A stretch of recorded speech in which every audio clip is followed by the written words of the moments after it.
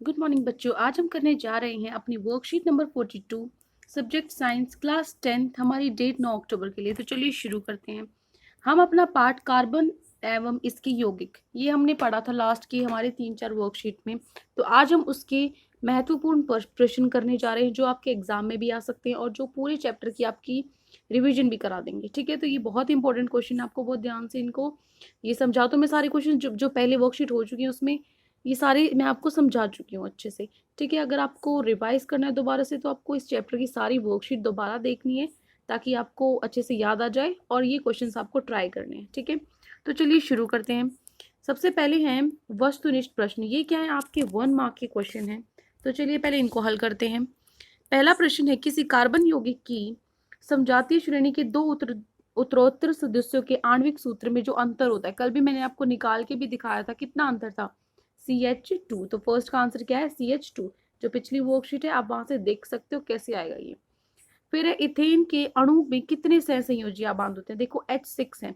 H तो hydrogen के साथ तो ये 6 बार जुड़ा ही है, साथ में एक 2 कार्बन है तो आपस में भी जुड़े होंगे। 6 + 1 कितना होगा, 7। तो सी ऑप्शन 7 ठीक है। तीसरा है, कार्बन यौगिकों के क्रम में दूसरा सदस्य जिसका सामान्य सूत्र CnH2n हो। दूसरा सदस्य देखो ये जो N है कहाँ से शुरू होता था, 2 से, 3 4 ऐसे। तो पहला सदस्य C2 वाला है, दूसरा C3 वाला है। तो मतलब ऑप्शन डी C3H6 सही उत्तर है। ठीक है, उसके बाद है प्रश्न नंबर 4। डैश और डैश कार्बन के दो अपरूप है। कौन से है दो, एक तो हो गया हीरा, है ना, हीरा, और एक हो गया ग्रेफाइट। ग्रेफाइट।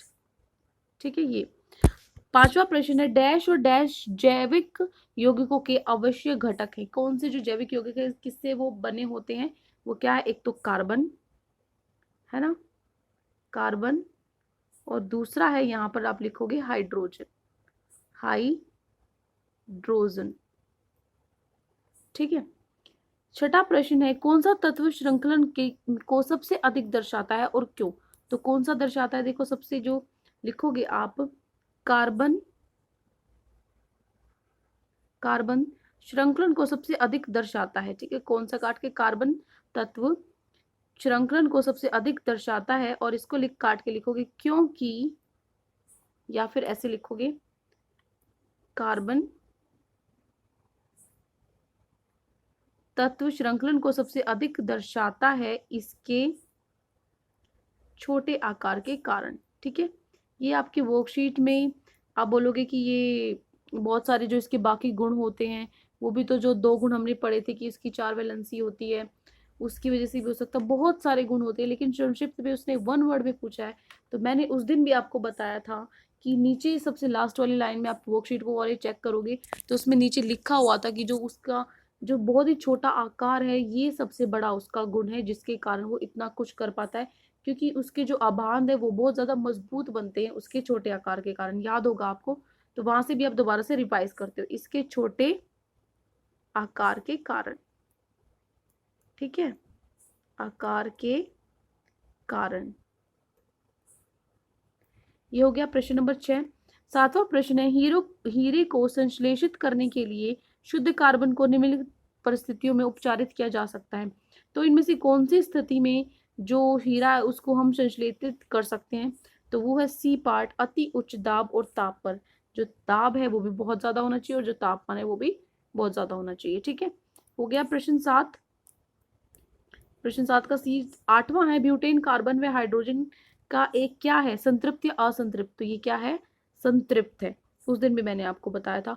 और इसमें कितने कार्बन है, ब्यूटेन है, ब्यूटेन में कितने होते हैं, 4 होते हैं। तो यहाँ पर आप क्या लिखोगे, 4। ठीक है, 9वां प्रश्न है, एल्काइन और एल्कीन के सामान्य सूत्र आपको लिख रहे हैं। तो एल्काइन का क्या होता है, देखो यहाँ पर आप लिखोगे एल्काइन के सामने इक्वल टू डाल के क्या लिखोगे, CnH2n-2, और एल्कीन के सामने बराबर का साइन लगा के ऐसे इक्वल, इसके आगे लिखोगे एल्काइन। ठीक है, या आप यहाँ से स्पेलिंग देख लेना, ऐसे लिख लो।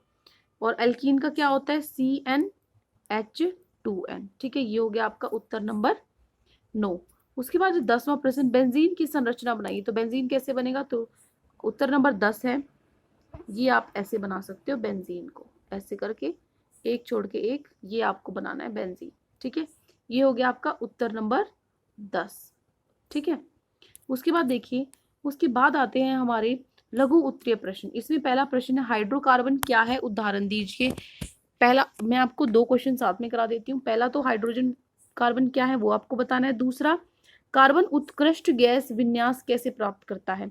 ये दो प्रश्न मैं आपको बता रही हूँ। देखिए, पहला प्रश्न है हाइड्रोजन और कार्बन से बने यौगिकों को हाइड्रोकार्बन कहते हैं, जैसे एथेन हो गया, मीथेन आदि ये सब।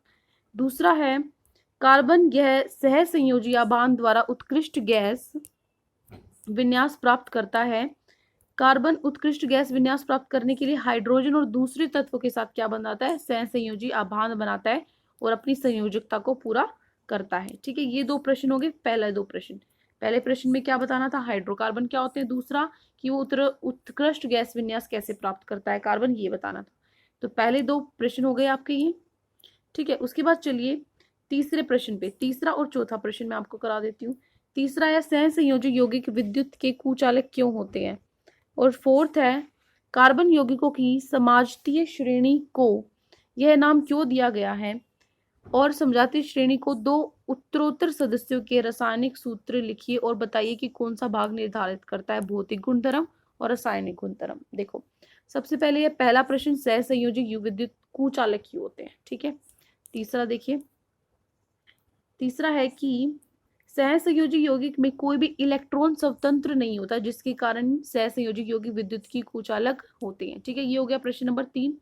चौथा है, चौथा आपको बताया था कि कार्बन यौगिक को हम ऐसा क्यों बोलते हैं, ये जो हमारी सीरीज है समजातीय श्रेणी को क्यों नाम दिया हुआ है, और आपको जैसे आपको ये फॉर्मूला है, इसमें आप कैसे पता लगाओगे कि इसमें ये गुण भौतिक गुणधर्म और रासायनिक गुणधर्म के हिसाब से इसको कैसे पहचानोगे। देखो, जो कार्बन यौगिक के समझौतीय श्रेणी को यह नाम इसलिए दिया गया है क्योंकि यह समझौतीय श्रेणी में एक ही प्रकार की प्रक्रियात्मक समूह हाइड्रोजन को विस्थापित करता है। हाइड्रोजन की जगह कौन ले लेता है, कोई दूसरा परमाणु ले लेता है, और वहां पर वो क्या बनाता है, एक प्रक्रियात्मक समूह बनाता है, जिसके कारण इसे समझौतीय कहा जाता है। जैसे उदाहरण क्या हो गया, जैसे मिथेनॉल है CH3OH और इथेनॉल है C2H5OH। ठीक है, उसके बाद देखो, इसने ये बोला है कि यहाँ आप देखोगे, यहाँ तक हो गया आपका उत्तर। उसने बोला है भौतिक गुणधर्म और रासायनिक कौन सा भाग कौन सा दिखाएगा, जो देखो मिथेनॉल है, यहाँ पर जैसे मिथेनॉल है CH3OH है, C2H4 है, तो जो CH3 है ये यहाँ पे क्या दिखाएगा CH3, और रासायनिक गुण को दिखाएगा जो पीछे OH है वो दिखाएगा। ठीक है, तो यहाँ पर लिखोगे OH और यहाँ पर क्या लिखोगे CH3 या फिर C2H5। ठीक है, ये क्या दिखाएगा भौतिक गुणधर्म, और OH है जो आपका प्रक्रियात्मक समूह है वो क्या दिखाएगा रासायनिक गुणधर्म। इसके आगे क्या आप लिख भी सकते हो प्रक्रियात्मक, यहाँ से आप लिख लेना खुद।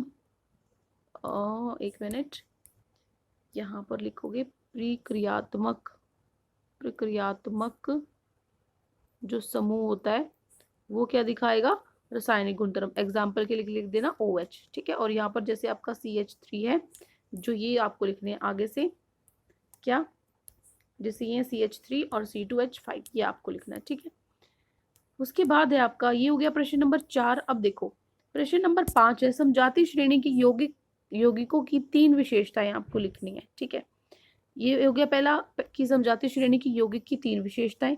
उसके बाद हम करेंगे कार्बन की प्रकृति अद्वितीय क्यों होती है, ये दोनों प्रश्न चलिए करते हैं।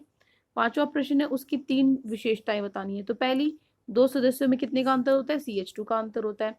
सदस्यों में 14U का आणविक द्रव्यमान का अंतर होता है। और तीसरा, जो उनका पर्याकृत समूह होता है एक, उसमें वो क्या होता है, जो रासायनिक गुणधर्मों को निर्धारित करता है। ठीक है, एक ही श्रेणी होती है, एक ही आपका पर्यात्मक समूह होता है पूरी समजातीय श्रेणी में। तो ये 3 हो गए, ये हो गया 5वां प्रश्न। छठा प्रश्न था आपका, अभी हमने पढ़ा कि आपको क्या बताना था, कार्बन की अद्वितीय प्रकृति के बारे में बताना। तो आप लिखोगे कार्बन की प्रकृति अद्वितीय उसमें उपस्थित श्रृंखलन और चतुसंयोजकता के कारण होती है। श्रृंखलन और चतुसंयोजकता के गुणों के कारण ही कार्बन अपने और दूसरों तत्वों के साथ आभान सह संयोजी आभान बनाता है, जिसके कारण वह सर्वोत्मुखी है। ठीक है, ये आपको लिखना है अपने उत्तर नंबर 6 में। अब देखिए प्रश्न नंबर 7, प्रश्न नंबर 7 है, इनको आपको क्रम में लगाना है समजातीय श्रेणी को से, ये आपको क्वथनांक से के बढ़ते क्रम में इन हाइड्रोजन कार्बन को लगाना है। तो कैसे लगाओगे, सबसे पहले आएगा ये, उसके बाद यहाँ बीच में लगाओगे और ये बीच में लगाओगे, इसका सबसे कम, इसका उससे ज़्यादा, इसका उससे ज़्यादा, ठीक है। ये हो गया first part. Second part, C5H10 का गलनांक व कणात्मक इससे ज़्यादा क्यों है, C4H8 से ज़्यादा क्यों है। और तीसरा, इन यौगिकों के नाम लिखना है। ये क्या हो जाएगा, प्रोपीन, ये क्या है, ब्यूटीन, और ये क्या है, पेंटीन। ये आपको नाम लिखने हैं, ठीक है। तो ये हो गया आपका 7वां प्रश्न, और ये मैं आपको भी लिखवा रही हूँ, ठीक है। ये 7वां प्रश्न हो गया, तीनों पार्ट। 8वां देखो क्या है, कार्बन के जो 2 गुण हैं उनकी आपको व्याख्या करनी है। तो देखिए 7वां और 8वां प्रश्न। 7वां प्रश्न क्या है, ये था आपका 7वां प्रश्न, ठीक है। ये आपका 7वां प्रश्न है, ये मैं आपको बता चुकी। ये आपको उसमें बढ़ते क्रम में आपको लगाना था। दूसरे का है कि कार्बन यौगिकों के कवनात्मक उनके अंदर उपस्थित कार्बन परमाणु की संख्या पर निर्भर करते हैं। पेंटीन में कार्बन परमाणु संख्या ब्यूटेन से अधिक है, इसलिए पेंटीन का कवनात्मक ब्यूटेन से अधिक हो जाएगा, ठीक है। तीसरा पार्ट में आपको करा चुकी, इनके आपको नाम बताने हैं। ये क्या है, प्रोपीन। C4 वाला क्या है, ब्यूटीन। 5 वाला क्या है, पेंटीन, ठीक है। ये हो गया हमारा प्रश्न नंबर 7। अब 8 क्या है, 8वां प्रश्न आपको बताना था कि जो उसके 2 गुण है कार्बन के, एक तो होता है श्रृंखलन और दूसरा होता है चतुसंयोजकता। श्रृंखलन में क्या है, जो कार्बन का जो विशिष्ट गुण है जिसके कारण वह दूसरे कार्बन परमाणु के साथ मिलकर लंबी श्रृंखला बनाता है, ठीक है। और चतुसंयोजकता है कि कार्बन के सबसे भारी कक्ष में 4 इलेक्ट्रॉन उपस्थित होते हैं, जिसके कारण यह दूसरे परमाणु के साथ अधिक मात्रा में आबान, क्योंकि 4 उसके पास इलेक्ट्रॉन, तो वो चारों अलग अलग के साथ आबान बना सकता है। तो ये क्या है, उसका दूसरा गुण है। तो ये हो गया 8वां प्रश्न। तो आपके जो लघु प्रश्न है वो खत्म हो गए। 8 प्रश्न थे आपके लघु, हमने 8 के 8 कर लिए, ठीक है। अब देखो 2 आपके बड़े प्रश्न है। पहला है आपको सहसंयोजी आबान क्या होते हैं वो बताना है, और वो किस किस किस का आबान बनाते हैं वो बताना है, पहला पार्ट। दूसरा पार्ट है फ्लोरीन के बारे में लिखना है, और आपको क्या करना है, जो उसके अपरूप है वो कैसे अलग है इससे, ये करना है। तो ये आपका फर्स्ट क्वेश्चन करेंगे हम। उसके बाद सेकंड क्वेश्चन है, इनके इलेक्ट्रॉन बिंदु संरचना करनी है। तो चलिए ये दोनों क्वेश्चन करते हैं, ठीक है। पहला प्रश्न है आपका, उत्तर 1 में लिखोगे पहला पार्ट, ठीक है। उत्तर 1 का पहला पार्ट, इलेक्ट्रॉनों की साझेदारी से बनने वाले आबान सहसंयोजी आबान कहलाते हैं, जिसमें एक तत्व दूसरे तत्व के साथ इलेक्ट्रॉन की साझेदारी करके अपना संयोजकता पूरा करते हैं ना, आपस में जो इलेक्ट्रॉन है वो साझेदारी करते हैं, जिसकी वजह से वो क्या बनाता है, सहसंयोजी आबान बनाता है। किस किस के साथ बनाता है ये पूछा है, तो carbon, hydrogen, nitrogen, oxygen, sulphur आदि तत्वों के साथ सहसंयोजी आबान बनाता है। ये हो गया पहला पार्ट, ठीक है। ये हो गया पहला पार्ट। अब देखो दूसरा पार्ट। दूसरा पार्ट में आप लिखोगे ये, उसने फुलरीन के बारे में पूछा है, जो फुलरीन कार्बन के ऊपर रूपों का एक अलग सा प्रकार है, ठीक है, एक अलग सा प्रकार है, जिसमें से सर्वोत्तम C60 का पता लगता है, जिसमें कार्बन परमाणु एक फुटबॉल की आकृति के रूप में व्यवस्थित रहता है, क्योंकि इनकी आकृति आकृति अमेरिका आर्किटेक्ट बकमिस्टर फुलर के डिजाइन किए हुए डिओजेटिक गुंबद के समान लगती है, इसलिए इन्हें फुलरीन नाम दिया गया है।